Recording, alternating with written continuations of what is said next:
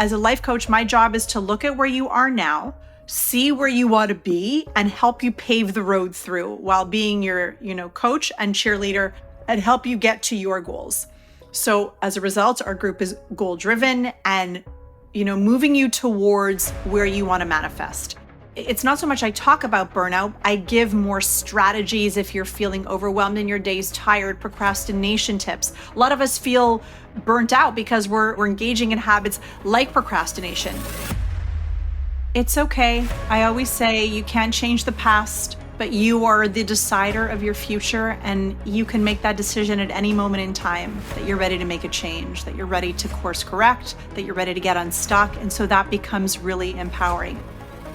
How do we create the cue that creates the trigger that makes us wake up and exercise, stick with the program, stick to the routine, do the things that are serving us? How do we make these long-term habits stick? So to me, how does it work?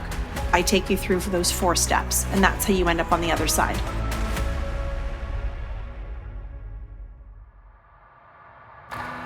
This episode of the Kintsugi Podcast is brought to you by Pause, Breathe, Reflect, which can help you bring mindfulness to your everyday moments.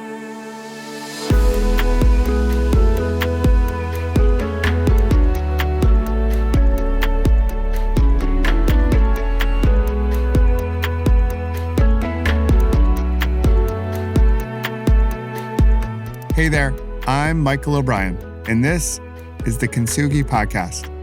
Nowadays, it can seem like one needs to live a life that's edgy or intense, one that's filled with absolutes. Do this, not that, in order to live a full life. And I'm air quoting here, the gurus and the experts on the internet will share their advice in such a confident, bold way. Sometimes it feels like they're almost yelling at us as they share their advice. It's their way to get attention in a noisy world. And many people try to follow that way. And all it does is it creates more noise.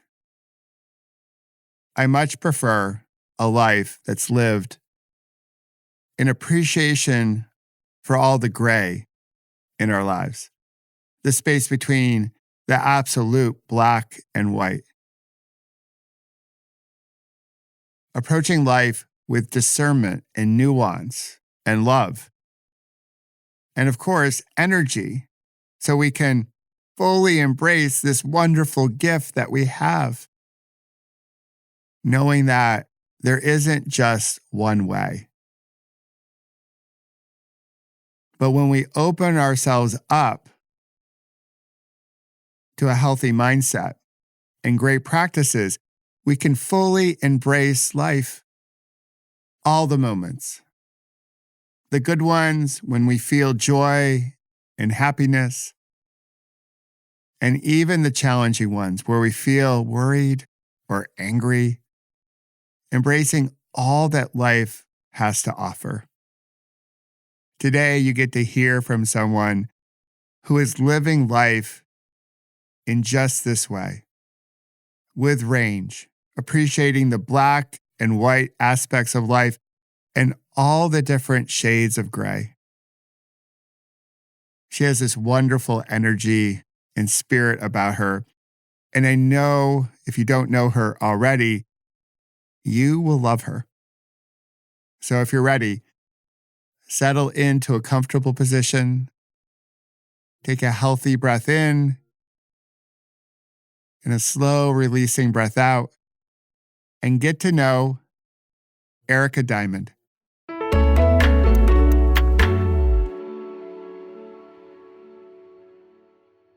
Hey, Erica. Good to see you.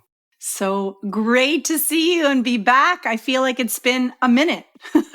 It really has been a minute. And this might be one of the first times we've actually seen each other. We've never met in person, but our relationship, as you know, started on Clubhouse. So, are you still on Clubhouse? No, I left that platform like over a year ago because I was getting creeped out by it.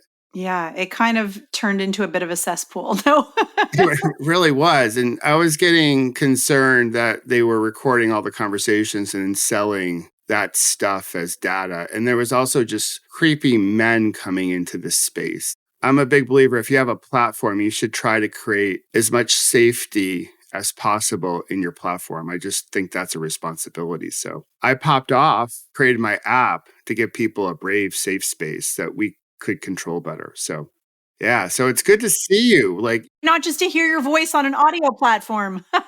yeah, it's just even if it's through pixels and ones and zeros. So one day I'm going to get up there to Canada, to Montreal, and see you in person. I love that. You saw what was doing outside my window, right? Yes, it's like the snow is coming. It's pretty cool. The white stuff. That's pretty awesome. So I do like to start when I chat with someone. I was in Chicago the other day and I asked two people working the front desk this question. It was early in the morning. So the question is, share one good thing that's happened to you already today before this moment. So how would you answer that? It's a funny thing, but my this is so random. It's 9 something in the morning where we are. So not much has happened. It's been a regular morning. I had my pleasure-filled cup of coffee, took my son to school.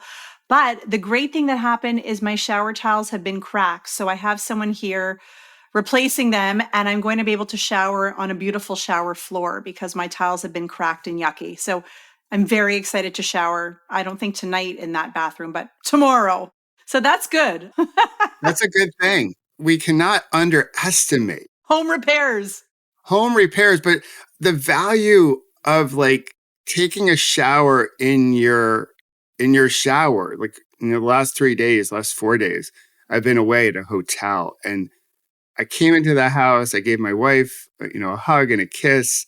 And then I immediately went upstairs to take a shower. There was something just so caring about that. It felt so good. Yeah, well said. So I'm glad that's a good thing that's already happened to you today. So we're going to get into the work that you do. But if we took the work you do today and put that off to the side, how would you describe yourself? Who are you? In one word, I think the word I'm a passionate, empathetic human being. And on most days, that really serves me. And I think that's kind of not my talent, but it lets me play in my zone of genius. My chakras are open. I'm open to the world. My heart is very pure and soft. And so I would say just passionate. I soak up life. I don't tiptoe through life. I take it all in. But again, as I said, I'm an empath, so I absorb, I think, other people's pain. And that is sometimes hard for me. But I'd say that really, sometimes to my demise, who am I? I'm just a passionate woman who has a pretty empathetic heart. I love that.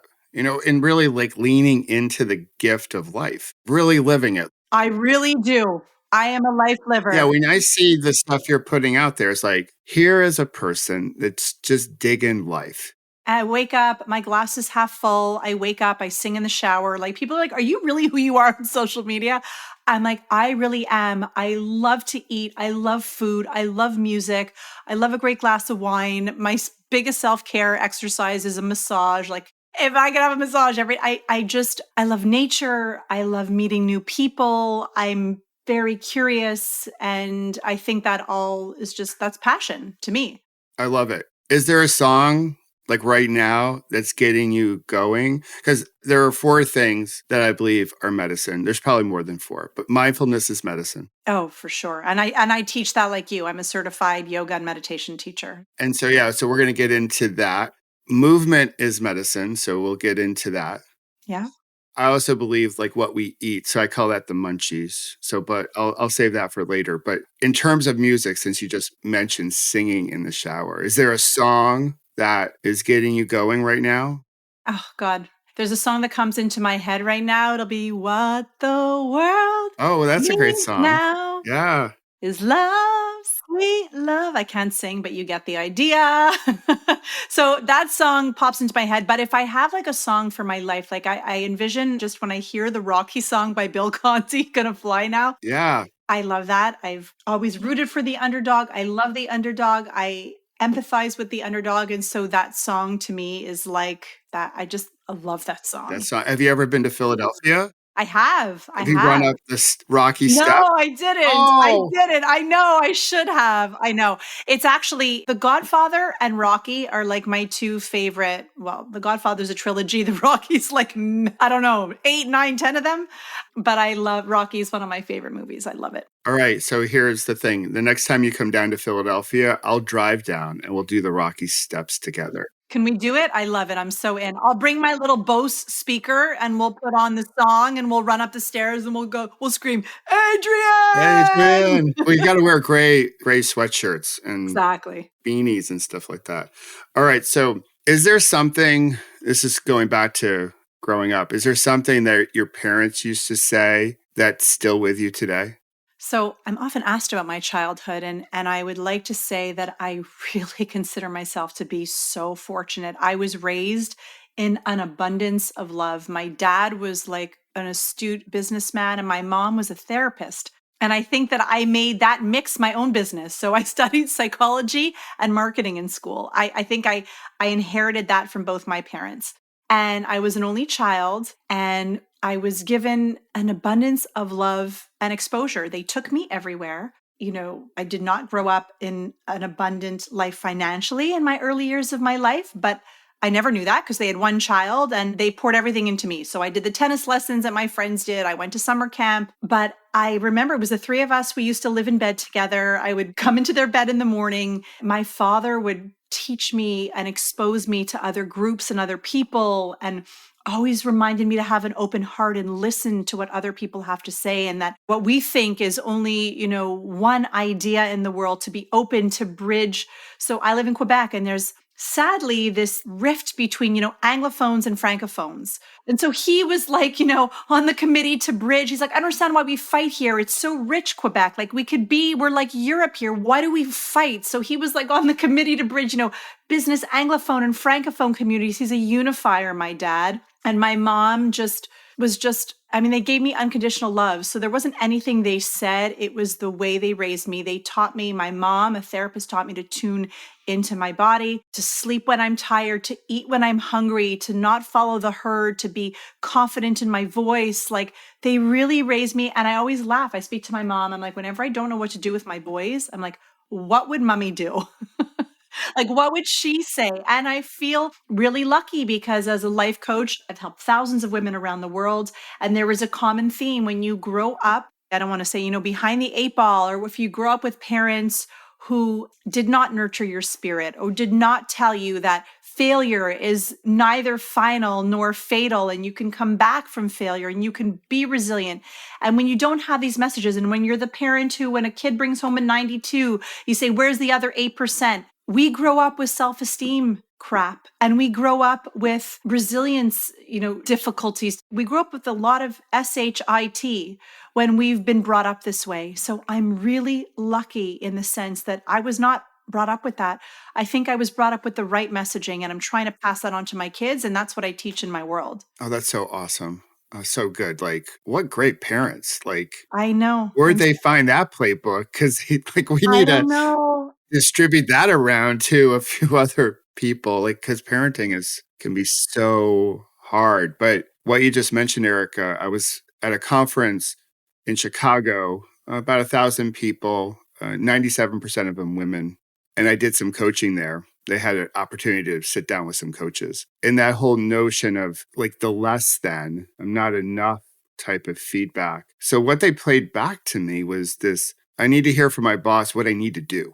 Like, what am I not doing? And we tried to shift the conversation around to say, hey, why don't you spend some time talking to the boss about the strengths that you have? Maybe you can make those stronger, right? You don't have to come from a less than, because if you frame it as a less than, That's the scarcity mindset, right? yeah. So, and maybe there's a new skill that you can develop, but that's more advice for the future. Like, learning about AI, that's a skill that I think all of us can learn at this moment. Or perhaps it's advice on how to make a skill that's not as strong as it could be, just a little bit stronger, but it frames it with a more of an abundant mindset than that fixed scarcity mindset. So I love what you just shared. So I am curious, just growing up, what was your relationship like with perfection?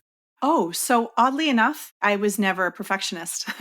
Yeah. Okay. That's what I thought. Yeah, no, no. I was taught to take a risk no matter how imperfect the outcome is. I am not attached to perfection. I'm an early blogger in 2009. And when I would be like in blogging groups, I would speak to other women. They're like, I can't press publish because I'm so attached to everything being perfect. I would publish it with spelling mistakes and grammar mistakes because when I had something I wanted to say, to me, I felt the idea had to be released. And so I'm not, oh, I think perfectionism is a real challenge for women. I get it. I get it. It is hard because we're afraid of rejection. We're afraid of failure. There's so much fear in putting out something that is less than or imperfect. I am not afraid of that. And as a result, for sure, I'm called out on my mistakes or for sure I make errors. There's no question. But again, I'll be like, oh, thanks for pointing that out. You're right. I said this word twice, or you're right. Maybe I should have just taken more time. But I am officially unstuck in this world and I'm not going to go back to being stuck. I feel that if we make a mistake, we can pivot and try again. But to stay stuck, immobilized due to fear of perfection is a really not a fun place to live. So I got no perfectionism issues. I'm the same way. Like, some of my blogs, I'll have a typo and people will point it out. Yeah, like the grammar snobs. And I said, well, 99.9% of the words were right. I didn't have a typo with 99% of the words. So how do you like those words besides the one typo that you caught? So let's get into the work that you do because you do so much work, mainly with women, right? Am I correct with that? Yeah. Around the topic of self-care, also just trying to prevent or ease burnout when it comes. So if we can spend some time just double clicking into those two concepts, self-care and burnout, because we hear it a lot. And I think sometimes when we hear things a lot, especially on the internet, we're like, oh yeah, I know what that is. But then it's like, do I really know what that is? The irony of this all is that I teach self-care and the word annoys me. Isn't that funny? Like I'm a self-care, I don't know, guru, expert, whatever, specialist, and the word self-care bothers me. But yet that's my word because I don't teach, manicures, spa massages, and, that sort of self-care. I teach deep healing work of self-care, boundaries, non-negotiables, diving deep in our finances to make a plan to pay off debt because living that way these are sometimes tough decisions to make in the moment that don't feel very pleasurable or self-care like, but they are our short-term pain for our long-term gain so that we can live free and happy, breaking up with a toxic friend, leaving a job that isn't serving you, saying no to too many requests because you're turning into the human pretzel. That is all self-care, asking for help, speaking up, speaking your truth. These are all, these are not manicures. These are deep, this is a big concept. Yeah, it's inside out work. Inside out work, my friend. Inside out work, yeah. Like all the veneer of like the facial and the mani-pedis and the outfits and all that stuff. It's really just body armor. Women and men wear just different body armor. And, we got to get into the gooey part of the brownies that maybe haven't been really fully baked yet because we haven't done that work. Maybe not as fortunate to have parents like you had to like really set that foundation up. But I just want to say, it's okay. I always say you can't change the past, but you are the decider of your future. And you can make that decision at any moment in time that you're ready to make a change, that you're ready to course correct, that you're ready to get unstuck. And so that becomes really empowering. And so that's my role is I help these women course correct, pivot, change their lives and live in abundance. How did you get here? Like you mentioned earlier, you sort of combined the best of both worlds from your parents, which is fabulous. Yeah. My dad was in sales. My mom was a nurse. So in some ways, I'm doing it in my way. It's similar. It's in the same arena. So how did you come into this calling to do what you do? I would like to say before everything, I really think I'm an entrepreneur and businesswoman first. My entrepreneurial days go back to when I was 24. I started my own company then. I ended up selling it 7 years later to Canada's largest retail chain of bags. So I love entrepreneurship and I'm gritty that way. So I started my own company, sold it 7 years later, stayed home to be a mom for 3 years. I was feeling totally. So what happened is in the build of that company, probably year 3, we were a Profit Hot 50 company, one of Canada's 50 emerging growth companies. I was the only female CEO on the list. Our company was thriving. I was a top 30 under 30 entrepreneur, but quietly I was burning out. And I looked at my mom, of course, as a therapist, and she wouldn't treat me. She's like, Erica, there's something up, I think you need a little help. I wasn't sleeping at night. I was agitated, frustrated. I was so consumed with growing my company. I had no kids at this time. And I just was kind of heading in this bad place. And Sandra was a therapist who I met at the gym. Those were my non-negotiables. As an entrepreneur, I had a trainer twice a week, and I met Sandra at the gym, and she was a therapist, and we started talking, and I liked her. And I said, Sandra, would you see me? She said, of course.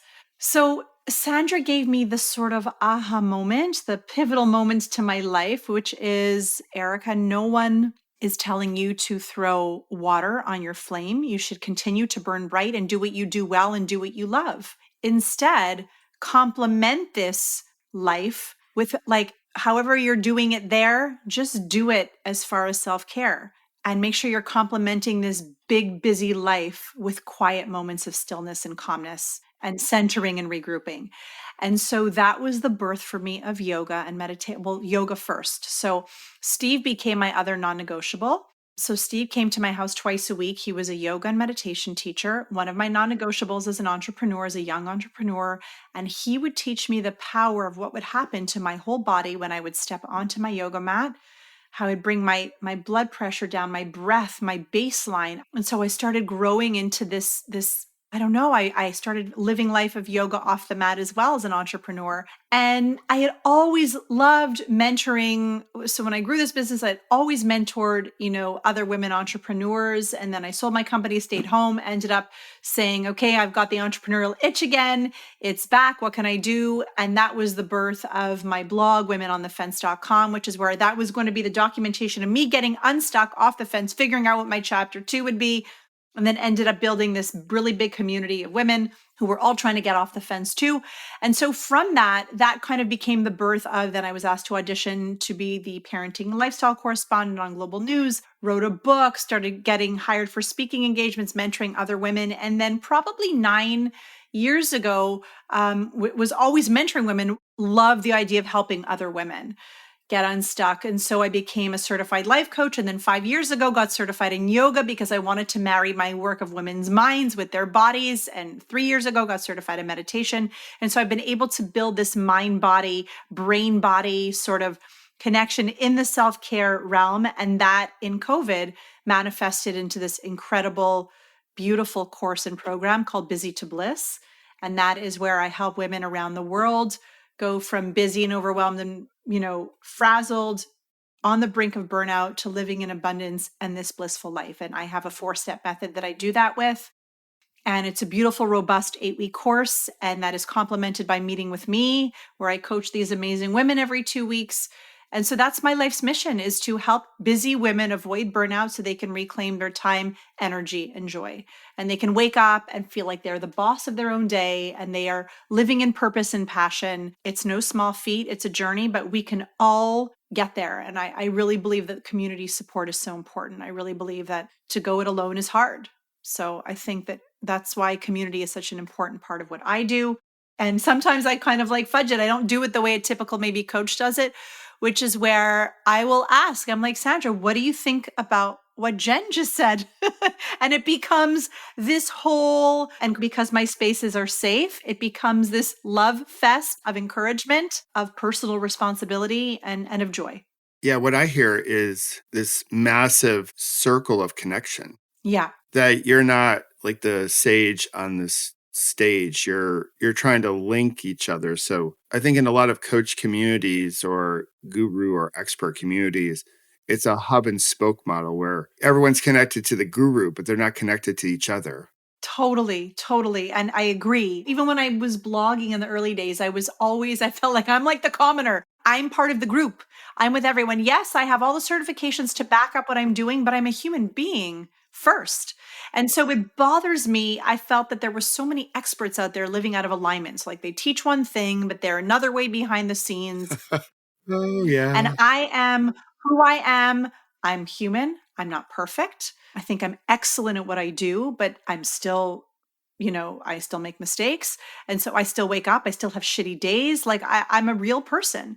And so I think that bridges a gap that creates a connection with the people who come, to work with me. And I think it creates a space of safety. I love it. So when women come to you and they use the word burnout, how do they describe that?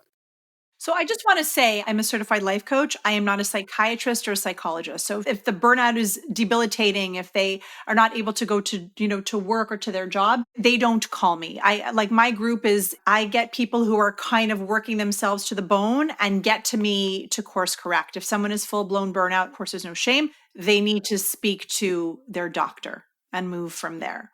So, and that I just want to clarify is the difference between psychologists, psychotherapists, psychiatrists. They look back to understand why you are the way you are, right? To say, okay, this is why, as a life coach, my job is to look at where you are now, see where you want to be, and help you pave the road through while being your, coach and cheerleader and help you get to your goals. So, as a result, our group is goal driven and, moving you towards where you want to manifest. It's not so much I talk about burnout. I give more strategies if you're feeling overwhelmed in your days, tired, procrastination tips. A lot of us feel burnt out because we're doing things, we're engaging in habits like procrastination, like not exercising, like eating like crap. So do you see how it's more of we work more towards to help the habits that are holding them back? Totally. So, in the spirit of Kintsugi, a lot of that behavior, I would call it the upstream behaviors of procrastination, as you mentioned, putting way too much on our to do list, believing we have to do more to be more. We're coming from a mindset of lack or I'm not enough, trying to pull from the movie Jerry Maguire. We try to meet someone who completes us. We really love the movie, hate the line because we're already complete, right? So we have all this, some would say programming or attitudes or mindset that we maybe grew up with, that we bring into adulthood. And we're always chasing it. Like we never feel like we never catch it. We're never there. And so if we wake up every morning believing we're already behind, then by the end of the day, it can feel overwhelming. So we numb the pain with a few more glasses of wine and whatever, and we numb it out, and then we wake up the next day and do it all over again.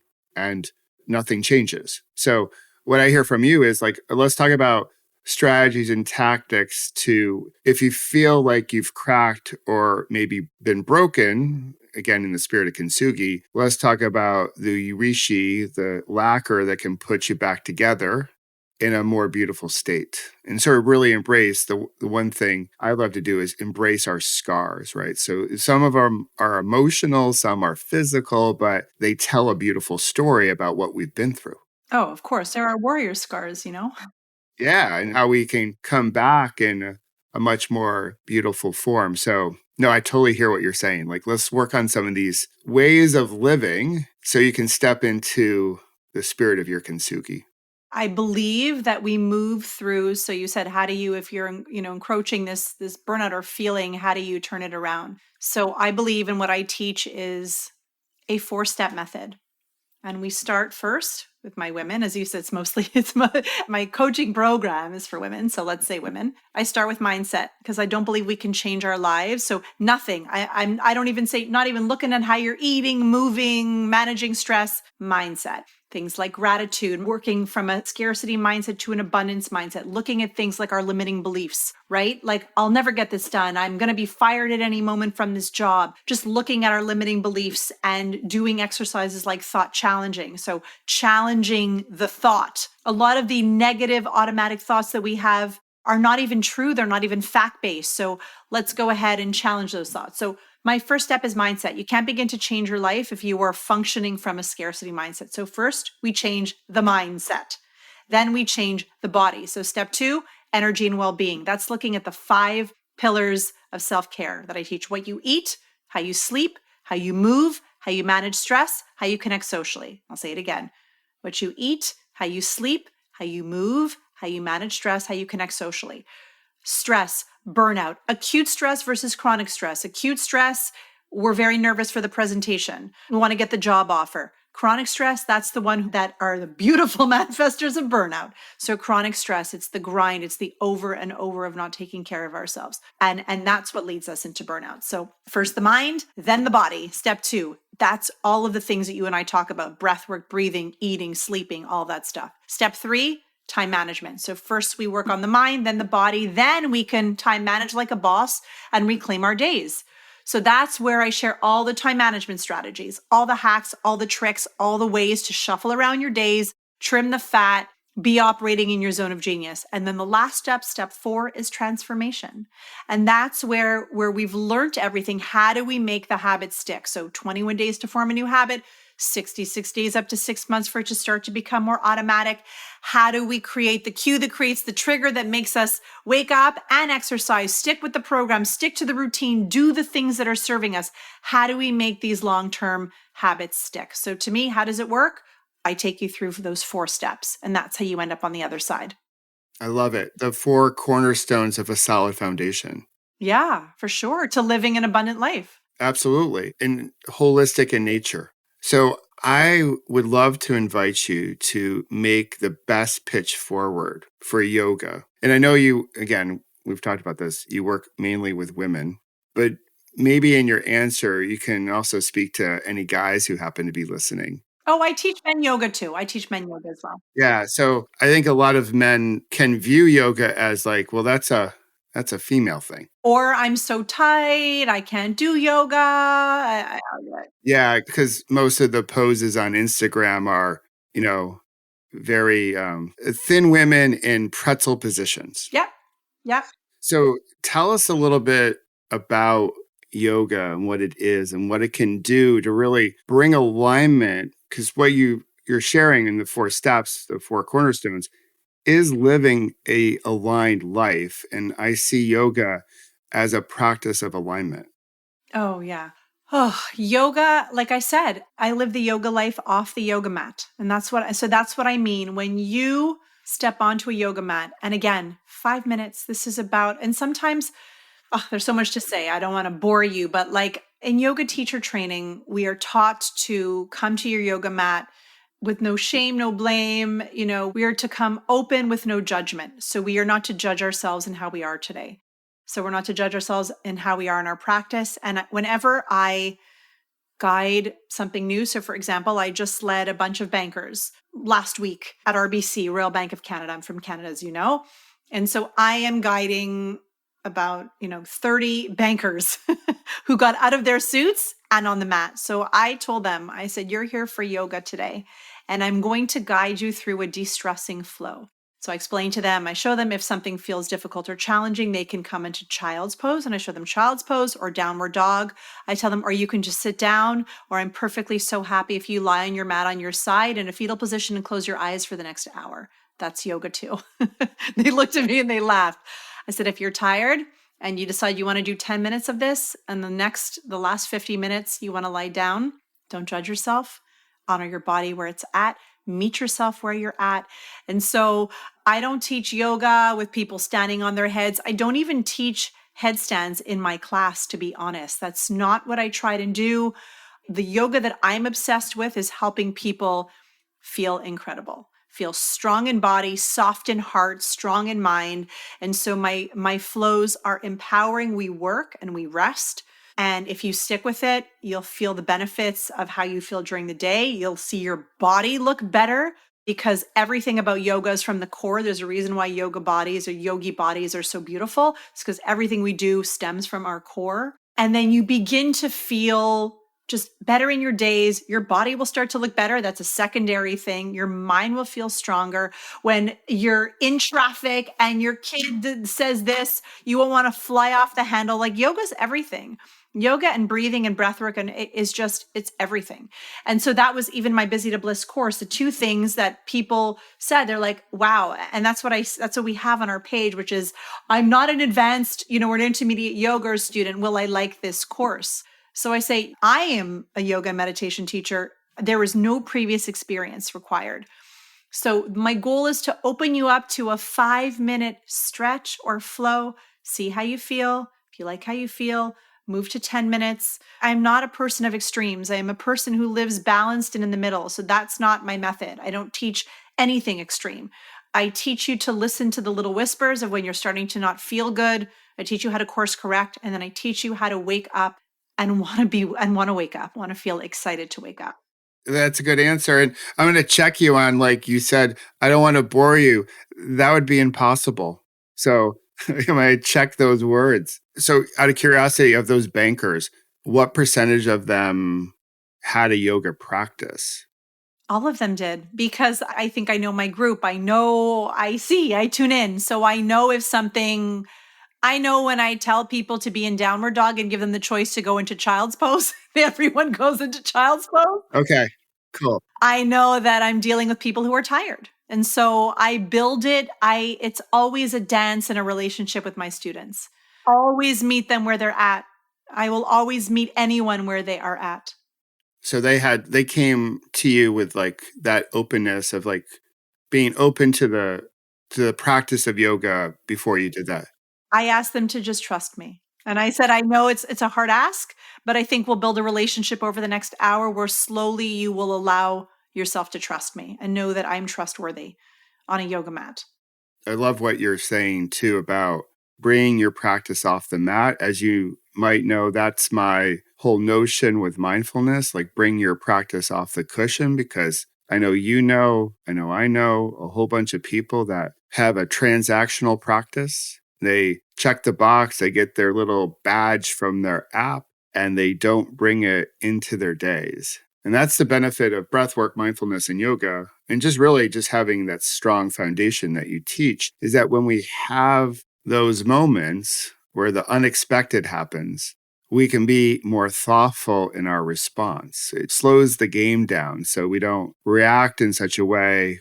And then a lot of times we say or do something that we later regret. And then we go down a spiral and there's a whole self-talk and the whole thing like that. So I love the approach. And yeah, I think yoga can be wonderful. You can just have 5 or 6 different poses that you just rotate. You don't have to do anything really cray-cray to make the practice work for you. All right. Let's take a break. Take a full breath in and a slow releasing breath out. And relax the body as you soak up our conversation. I hope that felt good. Okay, now that we're a little bit more relaxed, can we be real? I think our morning routines, well,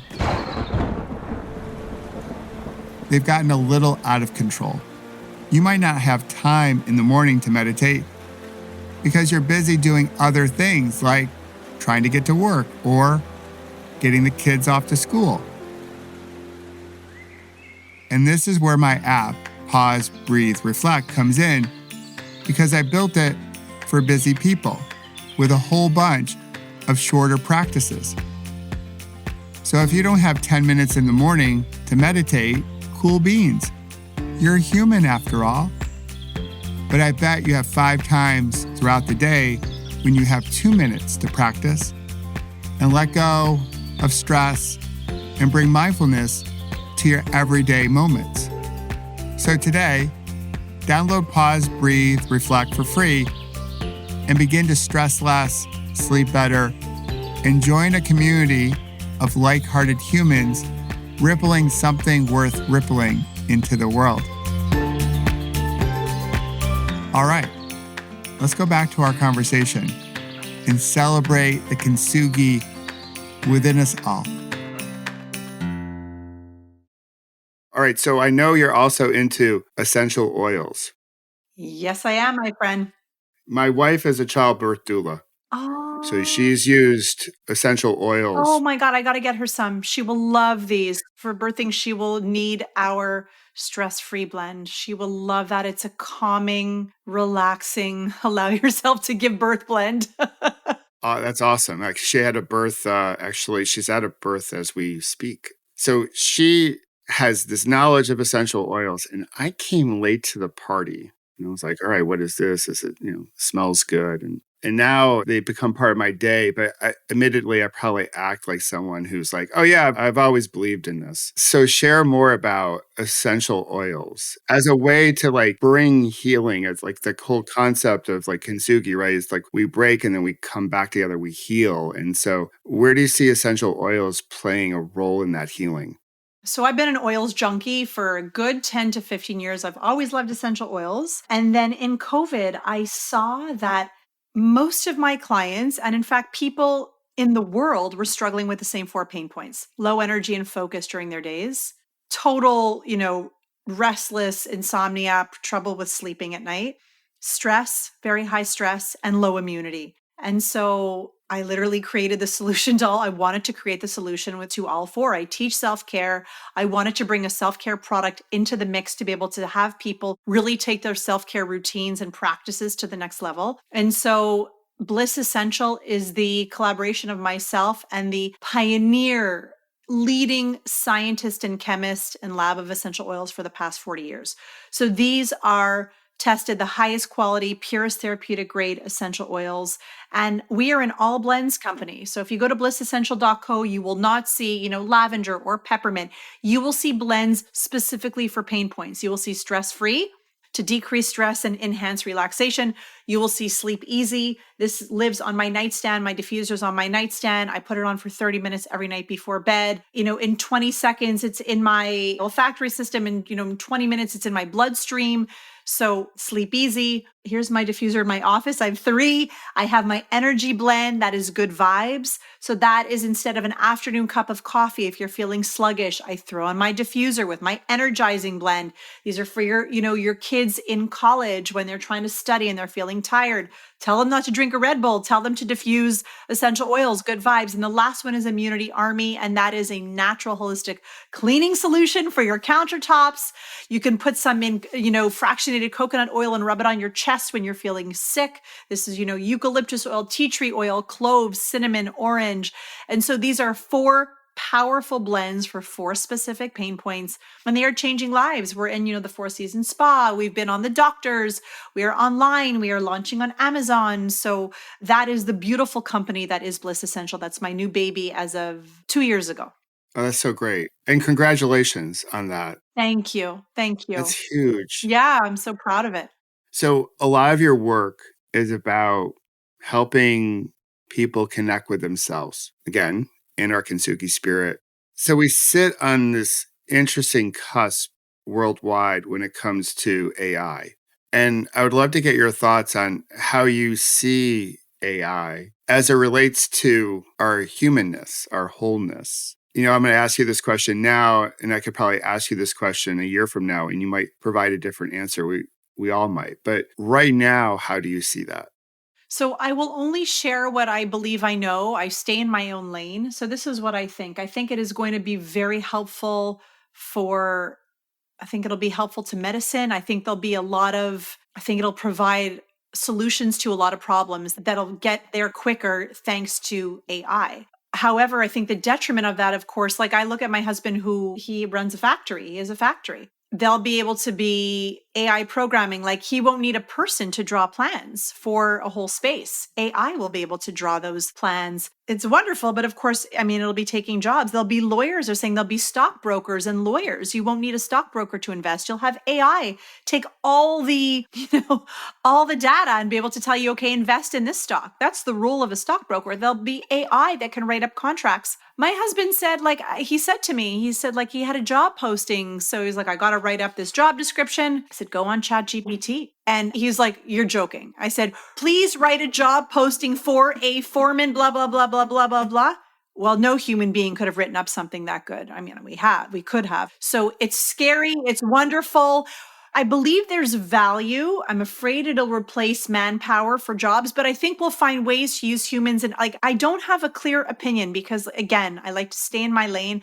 I see it doing a lot of good. I see it hurting a lot of, you can write songs, you can write music. Like, where will it take the artistry out of people? I have a lot of questions that I don't know. I know it's helpful to content creators. I mean, but again, it's taken away jobs of copywriters, writers, where you need to have human injection and human of spirit. It can't just be a robot. We need heart in the pulse of what we're doing. So I don't really know. I think it'll help a lot of industries. I think it'll hurt jobs in some others, but I do believe it'll be able to pivot and still find ways, of course, for ourselves to operate amidst this whole AI landscape. Yeah, I think it's good not to know. I think there's things that we know, there's things that we have an opportunity to unlearn as we get older, Mm-hmm. and also hold space for not knowing or not figuring out just yet. And to your point, Erica, I think there's a lot of work in maybe content and writing in the arts where you need soul, you need heart. Yes. I would even say you need a typo or two to turn it into. The Japanese also have another term called wabi sabi, which is just appreciating the natural beauty of things. And I think we need that. I also think all of this, much like the pandemic, was an invitation, or still is an invitation. The door's still open for us to connect with our humanity, to connect with ourselves in the work that you do. And when we connect with ourselves, we can connect with each other. I think the world, or higher power, however you want to look at it, is asking us to step into this moment to connect and figure it out. And then once we connect, what kind of relationship do we want to have with tech? And so we can be thoughtful about how we go forward. So I love your answer. Like I said, I really don't know. I don't claim to know. What I think I know, and I definitely don't know the long-term implications of AI. I can guess, but I mean, I don't know. That's cool. All right, so we're going to get you out on a couple other questions. So we already talked about a couple things that we believe are medicine. Mindfulness is medicine, as we mentioned. So there's music as medicine. So we did our little singing. So do you have a preferred way of moving? It might be yoga, but it might be something else, because we believe that movement is medicine as well. So do I. So do I. And I have absolutely not one form of movement. This morning, my movement was on my yoga mat, and this morning was yoga. I will do everything from high intensity to spinning. I own a bike here. I love walking. I mean, I'll do anything. I'll do any kind of movement. I do strength training, yoga, HIIT. I'll swim in the summer. I mean, I love anyway, and I don't do anything anymore that's totally too extreme. I love how yoga, Pilates, bar, I'll do anything. I'll do anything that feels good on my body. And not for long. That's been my whole takeaway from COVID. I work out probably I call it five, whatever workout, but 5 to 6 days a week, or 5 days a week, I do something. And any of that is a mix of, I'm 30 to 35 minutes. I don't even do much more than that. 40 minutes, whatever I do, walking, biking, yoga, Pilates, bar, HIIT, strength, dance. I don't know. That's what feels good for me. That's how I feel good, is I do something for 35 to anywhere from 30 to 40 minutes, usually 5 times a week. That's my sweet spot for feeling good, keeping my body healthy, keeping my mind healthy. I mean, that's kind of what we know. So, Harvard Medical School and the Mayo Clinic kind of say we should be moving our bodies in 20 to 30 minutes a day of intermediate or moderate physical activity, or about 150 minutes per week is a kind of guideline of movement. And so that's what feels good for me. That's perfect. No, I think we have to have movement where we get a little breathy. Yeah. And that's why I love biking, and that's why I mix it up. Strength train is, I do low impact, but I'll do weights where my heart is pumping out of my chest, but I'm not doing jumping jacks, but I'll feel it in my heart. When we go too intense for too many days in a row, especially if we're not like a professional athlete, that is a recipe for the body to say, whoa, we're going to hit pause. And really, you mentioned this earlier. It's so essential for us to listen to our bodies, because they whisper to us before they really start to scream at us. So, Oh, yes. I say that all the time. I always say, Michael, if your body could talk to you, what would it say? what would it say? Yeah. Would it say you need a day off? You need to sleep? You need to break up your habit with booze? Would it say, what would your body say if it could talk to you? Yeah. So the body also recommends things to eat. So we believe food is medicine as well. Or poison. Or poison, yeah, too often. So what's your go-to? Do you have a favorite thing to eat? My sense is It's probably whatever is in season, but is there like that food, that drink that's like, it feels just like love to yourself when you consume it? So I'm gonna answer maybe something with a little bit different. So of course I usually have my morning staple. I always make like a nice smoothie generally in the morning lunch. So I'm a hungry person. I'm a hungry person. So I can't just have a salad and feel satiated. I generally try and throw in kind of like a protein, a starch, and a veggie to every meal. So I need the nice sweet potato with my chicken for lunch and my vegetable. If I have a chicken salad, I'm generally hungry. But here's my thing. This is what I think. So, and I shared this last week. My mother in law had us over for Friday night dinner, and she made two of my favorite Jewish dishes, which are, it's called kugel, and it's all noodles and bread and oil and whatever.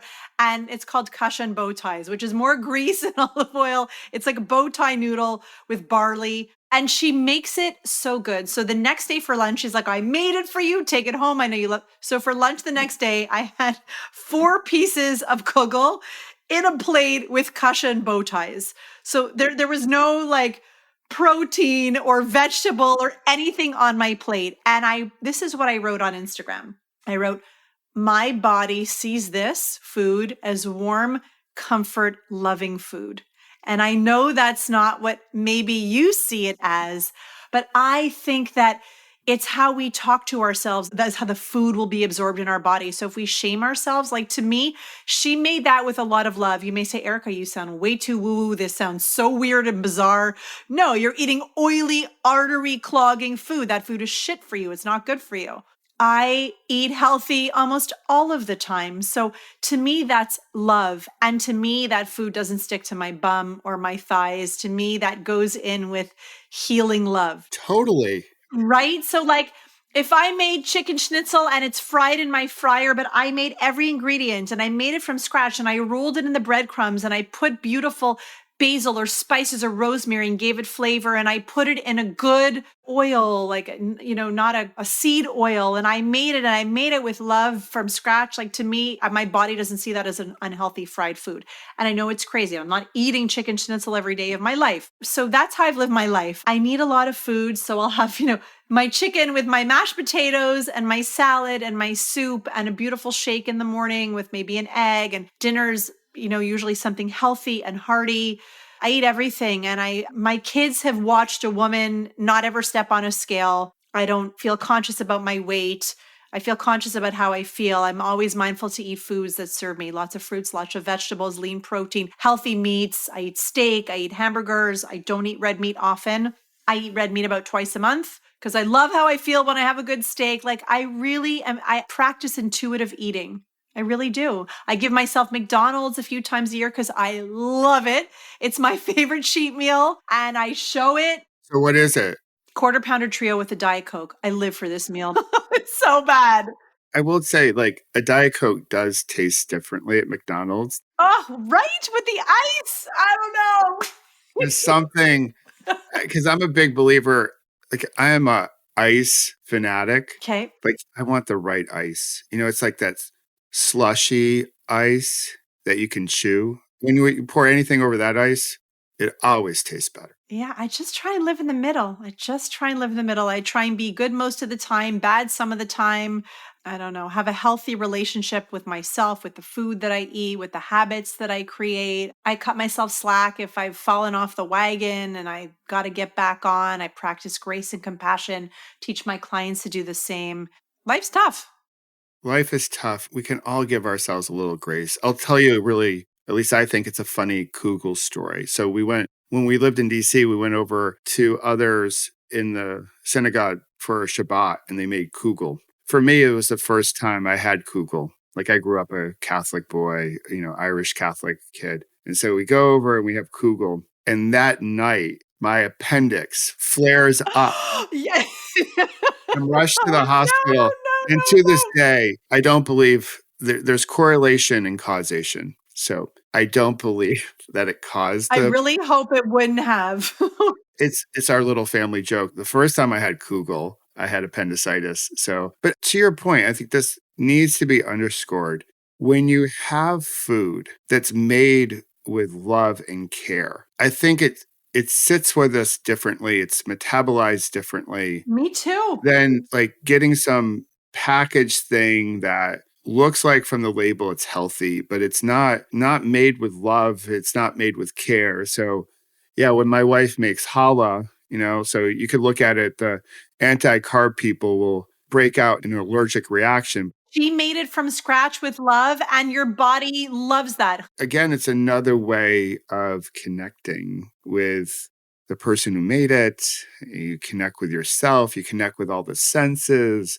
It's a totally different experience. And too often we're just rushing around trying to shove stuff down our throats. And I do that too. There's times where I'm in a rush, but when you think about things that you do that are trustworthy each day, what we feed ourselves is one of the most trustworthy things that we do. So let's put some goodness into our bodies. All right, here's the last question. There's a show that I'm not sure if it's on the air anymore, but it was very popular years ago down here in the States called Inside the Actor's Studio. Yes. Oh my God, so many great people have. So many great people, and like Robin Williams' skit in one of the interviews is like priceless. It will make you laugh so hard you cry, and I believe we should have moments where we laugh so hard. So you know the show, so you know that James would ask the celebrities a series of questions at the end. So I like to ask this question.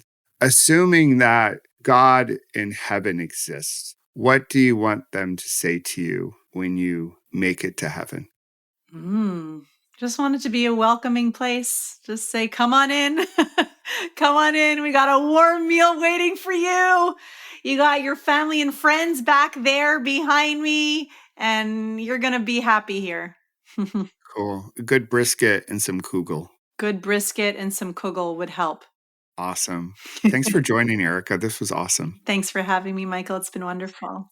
Yeah, I love you and love the ripple that you're putting into the world. The world needs your energy. So keep rippling your goodness. Same to you. Keep pausing, breathing, and reflecting.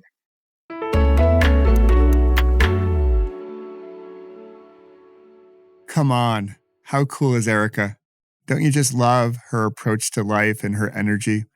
As you know, I often talk about who's in your peloton. A peloton being a group of cyclists in a bike race. Think the Tour de France. In essence, who are you riding with in life? And are they bringing out the best in you? And are you bringing out the best in them? And Erica is definitely someone to have in your peloton.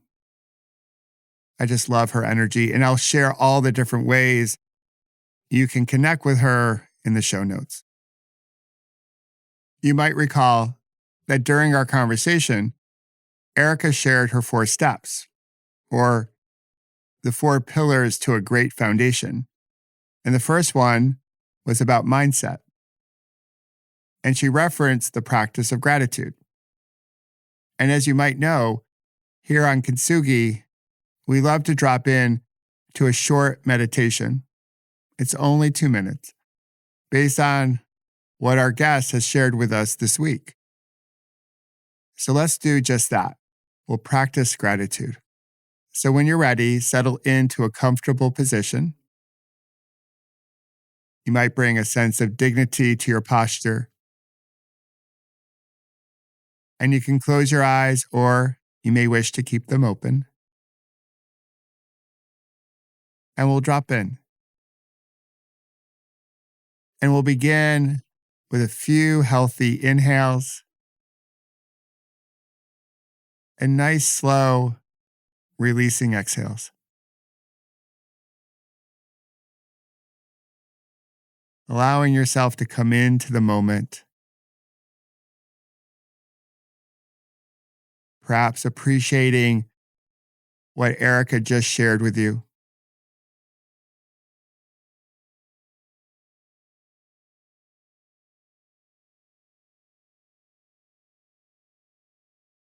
And as we think about gratitude and the importance of connection, I invite you to bring to mind someone you're grateful for at this moment. You might wish to visualize that they're sitting across from you or next to you.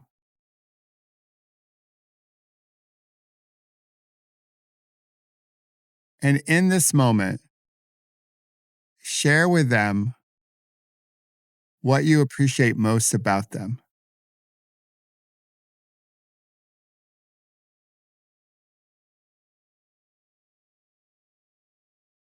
Visualizing that you're making this connection as you practice gratitude, knowing that this person brings out the best in you.